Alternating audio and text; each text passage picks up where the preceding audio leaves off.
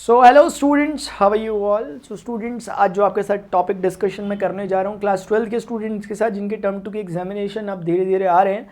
आप state board के students भी हैं, आप में से कुछ स्टूडेंट ऐसे हैं जो सीबीएसई या अदर बोर्ड से रिलेटेड स्टूडेंट्स हैं। तो उन सभी के लिए मैं बातें यहाँ पे कर रहा हूँ, आप अपने अकॉर्डिंगली मुझे बताना। और लास्ट में मैं भूल जाऊँगा बोलना तो भी याद रखें, जो भी क्वेरीज होती है वो कमेंट बॉक्स में लिख देना ताकि मैं उसे आपको पर्सनली एड्रेस कर सकूँ आपकी पर्टिकुलर जो भी क्वेश्चन या क्वेरी होगी उसके लिए। तो स्टूडेंट्स, एक्चुअली बात यह है कि आपका अगर मैं थोड़ा सेंटर में रख के चलूँ कि सीबीएसई, क्योंकि बाकियों का कहीं कहीं तो ऐसे बोर्ड्स भी हैं जहाँ पर पूरा सिलेबस आ रहा है 100% सिलेबस, पूरी एनसीईआरटी अगर हम कहें 13 चैप्टर। लेकिन अगर हम बात करें जैसे सीबीएसई बोर्ड की, जहाँ टर्म वाइज एग्जामिनेशन हो रहे हैं, टर्म 1 में आधा आ चुका है, टर्म 2 में कुछ सिलेबस आ रहा है, इंटीग्रेशन, एप्लीकेशन इंटीग्रेशन, डिफरेंशियल और उसके बाद प्रोबेबिलिटी, ये कुछ चीज़ें आपके उसमें आ रही है, वेक्टर 3D। अब तक वैसे टू बी वेरी ऑनेस्ट अब तक आपकी प्रिपरेशन हो जानी चाहिए, क्योंकि अब इतना टाइम गुजर चुका है और वैसे भी आपको टर्म 1 होने से पहले भी काफ़ी टाइम मिला हुआ था। और अगर अभी तक आपकी ऐसी स्थिति बनी हुई है कि आप कह रहे हैं कि हमने बुक ही उठा कर नहीं देखी, तो भाई मैं पहले ही कह रहा हूँ और मैं हर बार कहता हूँ, पास तो आप हो ही जाओगे, वो कोई बड़ी बात नहीं है। लेकिन अभी वो मौका है जितना ज़्यादा आप नॉलेज गेन कर सको। अब तो कोई आपको बोल सकता है यार कि आगे जाके कोई यूज़ नहीं होता इनका, डिफरेंशिएशन का, इंटीग्रेशन का, दुनिया में ऐसा कुछ यूज़ नहीं है। ऐसी बात नहीं है यार। जो रिसर्च सेक्टर से रिलेटेड होंगे, जो प्रॉपरली बीएससी, एमएससी, फिर उसके बाद नेट क्वालिफाई करेंगे या कुछ भी करेंगे, प्रोफेसर लाइन में जाएंगे या रिसर्चर बनेंगे, उनको पता रहता है कि इन चीज़ों का यूज़ क्या है जो आप अभी पढ़ रहे हो। क्या होगा आगे जाके फ्यूचर में, जब आप 12th कर लोगे, 12th के बाद हो सकता है आप ग्रेजुएशन जब कर रहे हो आपके दिमाग में कुछ सपने आए कि मैं यार वो चीज़ बनता हूँ, वो चीज़ बड़ी अच्छी है, आपको काफ़ी अट्रैक्ट करे वो जॉब, पर्टिकुलर जॉब।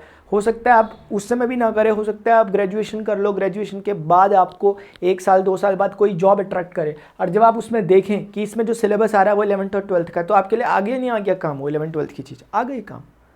तो डायरेक्टली ऐसे काम नहीं आएगी कि आप रोड चलते डिफरेंशिएशन का यूज़ करोगे, लेकिन आपको कहीं किसी जगह पर फिट करना है, आपको बहुत बड़ा अधिकारी बनना है अगर कहीं जाकर, तो उसके लिए एक एलिजिबिलिटी क्राइटेरिया होगा कि भैया आपको ये आना चाहिए, इतना आना चाहिए। उसके बाद के प्रोसेस अलग होंगे लेकिन ये आना चाहिए। तो उस समय हम ये तो नहीं बोल सकते ना उनसे कि यार इसका ऐसे क्या यूज़ करोगे आगे, उनकी कंडीशन है तो है, बस आपको उसे पार करना होगा। इसीलिए स्टूडेंट, आप अभी उस क्लास में पढ़ रहे हैं जहाँ पर अभी आप 12th में पढ़ रहे हैं, आपके एक तीर से दो निशाने लगेंगे। एक तो आप 12th की प्रिपरेशन के साथ साथ आपकी 12th में अच्छे मार्क्स लाओगे। मार्क्स लाने से क्या होता है, कुछ नहीं होता और बहुत कुछ होता भी है, ठीक है ना। कुल मिलाकर आपके मार्क्स बताते हैं कि आप इस चीज़ को कितनी अच्छी तरीके से आप जानते हो, तो आपको अपने आप पे कॉन्फिडेंस रहेगा। अगर आप 90+ मार्क्स ला रहे हो मैथमेटिक्स में, मान लेते हैं 12th में, तो एक अपने आप में बात रहेगी कि यार स्टूडेंट जो भी है ऐसा है कि थोड़ा बहुत और वर्क करे आगे पे तो बहुत अच्छा कर सकता है, क्योंकि 90% मार्क्स कम नहीं होते। तो एक बात होती है। तो इसीलिए अभी वो मौका है कि जब आप अपनी प्रिपरेशन कर रहे हो 12th की, तो 12th की प्रिपरेशन को इस तरीके से करो क्योंकि आपको सीधे रिजल्ट दिख रहा है उसका। अब जब कोई स्टूडेंट 4 साल 5 साल बाद 12th के बाद दोबारा 12th की मैथ्स पढ़ता है, आप क्या सोचते हैं कि बहुत टफ है इसलिए नहीं आती ना, माइंडसेट बिगड़ चुका होता है। एक अंडर कॉन्फिडेंस बच्चा चले गया होता है, वो बोलता है कि यार जब मैंने उस समय नहीं कर पाया तो मैं अब क्या कर लूँगा 12th में। और फिर आपके उसमें बहुत से बेसिक्स टूट जाते हैं, आपका पढ़ाई से टच छूट जाता है, बहुत सी कुछ होती है। इसीलिए लोग फिर जिसने 12th में रहते हुए 12th पढ़ ली, उसके बाद फिर कभी नहीं पढ़ सकते, क्योंकि अब आपके पास आगे जाकर वो मौका नहीं रहेगा कि आप पीछे आकर फिर से अपनी बुक्स को पढ़ो। और 12th 11th की बुक ऐसी तो कोई छोटी सी होती नहीं है बुक की उठाई और पढ़ लिया और आ गई। उसके लिए तो आपको पूरा डिवोटी होना पड़ेगा, टाइम देना पड़ेगा, तब जाकर कुछ चीज़ें आएंगी, वो भी गारंटी नहीं है। आपका समझने का प्रोसीजर कैसा उस पर भी निर्भर करेगा। तो इसीलिए जब अपने पास टाइम है, अपने पास सिर्फ एक ही काम है कि हमें अपनी क्लास 12th को ही पढ़ना है, तो मैं कह रहा हूँ इस विजन के साथ पढ़ो कि जो चीज़ें पढ़ रहे हो सिर्फ इसलिए नहीं पढ़ रहे कि 12th में काम आएगी, इसलिए भी पढ़ रहे कि आगे जाकर एक काम आएगी। जब मैं खड़ा होकर यहाँ से कह रहा हूँ आएगी काम, तो आएगी बस। तो अब या तो भैया यही तरीका है कि आपको मेरी बात पे यकीन नहीं आ रहा, आप कह रहे नहीं हम चेक करेंगे पहले आती है कि नहीं आती है काम, तो आप पूरे 3 साल का वेट करोगे ग्रेजुएशन वगैरह करने तक, फिर आपको समझ में आएगा कि काम आती है कि नहीं आती है, और पता चला कि उस समय आपको लगा कि यार ये तो काम आ रही है, तो तब आके छोड़ना 12th पढ़ोगे आप। इसीलिए अभी बहुत बेहतरीन मौका, अभी पढ़ना स्टार्ट करें। मैंने इससे पहले भी बहुत से वीडियो लेक्चर्स आपके लिए बनाकर रखे हुए हैं, मैं समय समय पर लेते रहता हूँ। टर्म 1 जैसे ही फिनिश हुए थे, मैंने टर्म 2 का बैच स्टार्ट कर भी दिया था, प्रिपरेशन करा भी दी थी, सिलेबस खत्म भी कर दिया था। अभी कुछ चैप्टर जो मैं कराना चाहता हूँ आपको, मुझे लगता है कि शायद कराने चाहिए, जैसे वेक्टर 3D के। पहली बात 3 डायमेंशनल ज्योमेट्री, कल जब मैं वीडियो बना रहा हूँ उससे पहले जो चलेगी एक दिन, उस दिन मैंने 3 डायमेंशनल ज्योमेट्री इस क्लास में स्टार्ट कर दिया था। 8:30 से 9:30 अकेडमी लर्निंग ऐप पे लाइव क्लास चलती है, मैं रोज इसका नोटिफिकेशन टेलीग्राम पे देता हूँ। तो अब अगर इसके बावजूद भी कोई स्टूडेंट नहीं आ रहा, तो सीधी सी बात है कि मतलब यह है कि स्टूडेंट इंटरेस्टेड नहीं है। और अगर आप पहली बार देख रहे हो तो एक बात अलग हो सकती है। प्रणव पांडे 31 मेरा टेलीग्राम है, और मैं अपना लिंक रोज डेली शेयर करता हूँ अपनी क्लास का, 3 डायमेंशनल ज्योमेट्री का लेक्चर 1 हो चुका है। आज के दिन जब आप वीडियो देख रहे हो लेक्चर 2 होगा इसका 8:30 से 9:30 बजे तक, जिसमें मैं लाइन इन स्पेस पढ़ाऊंगा। फिर क्या होगा, अगले दिन लाइन इन स्पेस पढ़ने के बाद फिर प्लेन पढ़ेंगे। प्लेन पढ़ने के बाद क्या पढ़ोगे, 3D खत्म हो गया। तो इस अप्रोच के साथ अगर हम पढ़ेंगे और एनसीईआरटी को साथ में फॉलो करेंगे तो कैसे नहीं आएगा मुझे बताओ। अगर आप मुश्किल से ना 15 दिन भी शिद्दत के साथ तरीके से पढ़ते हो, आप बहुत बड़ा अपने आप में चेंज पाओगे यार। मजाक नहीं कर रहा मैं, सिर्फ मोटिवेशन देने से कि पढ़ लो ये हो जाएगा वो उससे कुछ नहीं होता यार। अल्टीमेटली हमें पढ़ना पड़ता है। मेरी क्लास में एक बच्चा था, बहुत खतरनाक था चेस खेलने में, बहुत ही तेज था, उसको हरा पाना बहुत मुश्किल था। 10th में पास नहीं हो पाया था। लेकिन अब मैं ये कहना चाहता हूँ यहाँ पर बात की, मैं इससे ये नहीं कहना चाहता कि 10th में पास होना बहुत बड़ी बात है, नहीं। मैं ये कहना चाह रहा कि चेस में बहुत तेज होना बहुत बड़ी बात है।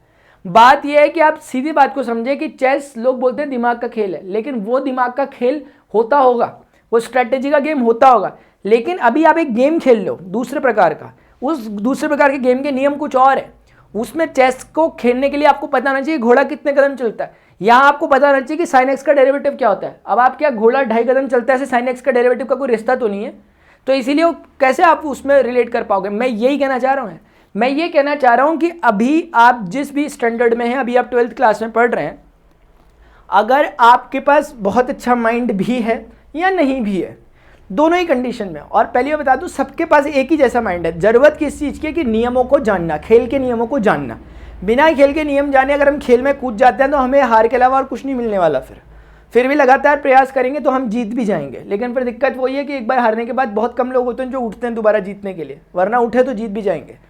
बात माय डियर्स इतनी सी है कि पढ़ाई अभी तक स्टार्ट नहीं करी तो कब करोगे, ये क्वेश्चन अपने आप से पूछो। बोलने वाले बहुत मिल जाएंगे आपको, मोटिवेशन देने वाले बहुत मिल जाएंगे, लास्ट दिन एग्जामिनेशन से एक दिन पहले पास कराने वाले भी बहुत मिल जाएंगे, और आप पास हो भी जाओगे। लेकिन इन सब चीज़ों के बावजूद भी उस समय आप एक दिन ऐसा जरूर आएगा जब आप अपनी इस गलती को महसूस करोगे।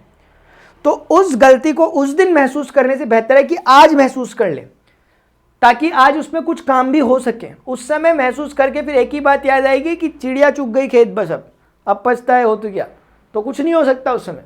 इसीलिए मैं कह रहा हूँ डेली डेली डेली आकर मैं बताता हूँ कि मेरी क्लासेस चल रही है। अगर थोड़ा सा भी इंटरेस्टेड हो और नहीं भी इंटरेस्टेड तब भी पढ़ो, क्योंकि हो सकता है आपको भी समझ नहीं आ रहा कि आपके लिए क्या सही है क्या गलत है, आपको भी समझ नहीं आ रहा हो सकता।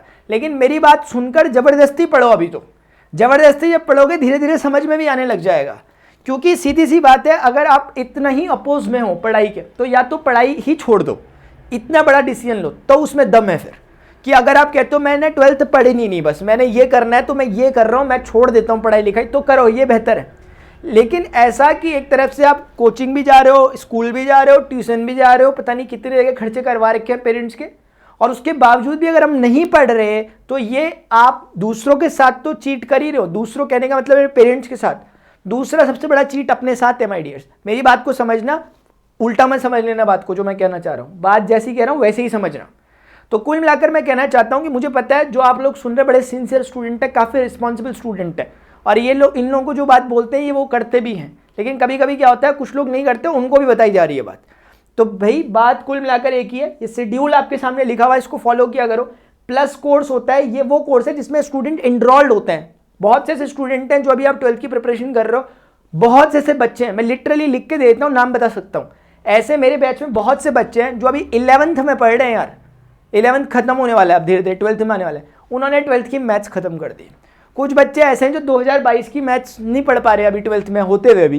लेकिन कुछ बच्चे ऐसे हैं जो एनडी की प्रिपरेशन मेरे साथ कर रहे हैं, अभी 11th में पढ़ते हैं। उन्होंने वेक्टर अलजेब्रा, ये कैलकुलस वाला पोर्शन, वेक्टर अलजेब्रा, ये सब पढ़ दिया। मैट्रिसेस जितने आपके 12th के चैप्टर है, मुश्किल से 2-3 चैप्टर उनके बच्चे हुए। अभी 12th में एंटर भी नहीं किया, 12th की मैथ्स खत्म करने वाले हैं। तो ये होता है, इसी को कहते हैं कि सेल्फ। अगर उनमें एक मोटिवेशन जनरेट हो गया, सेल्फ पढ़ा, कैसे जनरेट हुआ? क्योंकि उन्होंने थोड़ा पढ़ा, पढ़ते पढ़ते उन्हें मजा आ गया, उन्होंने बोला थोड़ा और थोड़ा और थोड़ा और थोड़ा और थोड़ा और करके बहुत अच्छा पढ़ते हुए और बहुत अच्छा कर रहे हैं।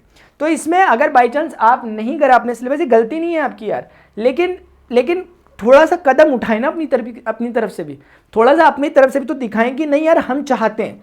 देखो कई बार तो ऐसा होता है कि कोई बच्चा चाहता है यार बहुत पढ़ना, बेचारा बहुत मेहनत करता है, रिजल्ट नहीं आ पाते।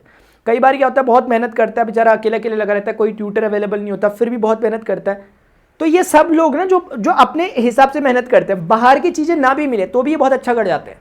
यानी एक्सटर्नल मोटिवेशन ना भी मिले, एक्सटर्नल रिसोर्सेज ना भी रहे यार, बहुत से ऐसे बच्चे होते हैं जिनके स्कूल के लिए फ़ी के पैसे नहीं होते, बहुत से बच्चे होते हैं जिनके पास कोचिंग अफोर्ड करने के लिए पैसे नहीं होते, फाइनेंशियली अनस्टेबल होते हैं, लेकिन फिर वो बच्चे भी इतिहास रचते हैं, ध्यान रखना। और बहुत से लोग ऐसे हैं जिनके पास मतलब आराम से कोचिंग अफोर्ड कर सकते हैं, उनके पेरेंट्स ने उन्हें इतनी अच्छी सुविधा प्रदान की है, लेकिन वो उसका फिर फ़ायदा नहीं उठा पाते अच्छे से। ऐसा नहीं है कि हर जगह ऐसा ही होता है, उल्टा भी होता है। कई बार जिसको फैसिलिटीज़ मिलती है उसको अच्छे से उसको यूटिलाइज भी करता है, ऐसा भी होता है। और कई बार जिससे सुविधाएं नहीं मिलती तो फिर वो कोशिश भी नहीं करता कि मैं करूं करके। तो हर जगह चीज़ें हर तरह से पाई जाती है। अब बात मुद्दे की यही है कि स्टूडेंट्स आप अपने आप को मतलब कैसे देखना चाहते हो आने वाले टाइम में, क्योंकि आने वाले टाइम में आप सोच रहे हो कि यार मैं 5 साल बाद 10 साल बाद मैं अपने आप को वहाँ देखना चाहता हूँ, तो खुद ही सोचो ना, बिना एक्शन के रिएक्शन आएगा कैसे यार? अगर आ गया तो सर न्यूटन का लॉ फेल नहीं हो जाएगा क्या? एक्शन। इसीलिए बिना कुछ एफर्ट्स डाले कुछ नहीं होता, बिना कुछ करे जय जयकार नहीं होती, ऐसे ही नहीं होती जय जयकार। आपको हमेशा एफर्ट्स डालने पड़ते हैं, है ना। यूं ही नहीं मिलते तमन्नाओं के शहर, चलना भी जरूरी है मंजिल पाने के लिए। अब मंजिल पाओगे नहीं तो कैसे चलेगा? इसीलिए आपको लगातार मंजिल अगर पाना चाहते हैं तो तमन्नाओं के शहरों में नहीं जीना यार, उसको हकीकत बनाना है। गैर परोसे उड़ सकते हो हद से हद दीवारों तक, गैर परोसे उड़ सकते हो हद से हद दीवारों तक, अंबर को तो वही छुएगा जिसके अपने पर होंगे। अब गैर परों का मतलब यहाँ पर यह है कि हम इसके नोट्स उसके नोट से पढ़ ले, किसी पे फुल्ली डिपेंडेंट हो जाए कि हमें पास करा दे, उससे क्या कर लोगे? थोड़ा बहुत दीवारें तक उड़ सकोगे, थोड़ा बहुत 11th 12th पास कर सकोगे यार, लेकिन अंबर छूना है, अपने उन रिक्वायर्ड जो सपने हैं, उन ड्रीम्स को पूरा करना है, उनको जीना है, तो उसके लिए तो खुद के पंख होना जरूरी है यार। और आप में वो क्षमताएं हैं जो अपने पंख उगा सकें। अब देखते हैं उगाते हैं कि नहीं उगाते हैं। ये शेड्यूल है, शेड्यूल को फॉलो क्या करो, मैंने आपको ऑलरेडी बहुत बार बताया, ये क्लासेस का शेड्यूल है मेरा। मैं रेगुलर क्लासेस लेता हूँ, मेरे से ऐसे बच्चे हैं जो कंटिन्यूसली एक क्लास मिस नहीं करते, जितनी दिख रही है सबको करते हैं और डेली करते हैं, रेगुलर करते हैं। बोलो वो नहीं, उन्हें नहीं मिलेगी सफलता तो किसको मिलेगी यार? उन्हीं को मिलनी चाहिए, क्योंकि वो डिजर्व करते हैं। तो इसीलिए स्टूडेंट्स यही कुछ बातें थी, मैंने सोचा आप लोगों से डिस्कस कर लूँ। और जो भी 12th के स्टूडेंट्स हैं नीचे मुझे बताओ, क्योंकि मेरा प्लानिंग ऐसी बन रही है। अब आप देखो शेड्यूल ऑलरेडी फिक्स्ड रहता है, टाइम इसमें है नहीं, लेकिन फिर भी मैं सोच रहा हूँ कि कुछ प्रोबेबिलिटी जैसे चैप्टर ये मैं स्टार्ट करके 12th वाले बच्चों को करा दूँ एटलीस्ट। अब यार मैं स्टार्ट कर दूँ, आप लोगों को फिर भी कोई हवा भी ना लगे, फिर वो ख़त्म हो जाए तो फ़ायदा नहीं है।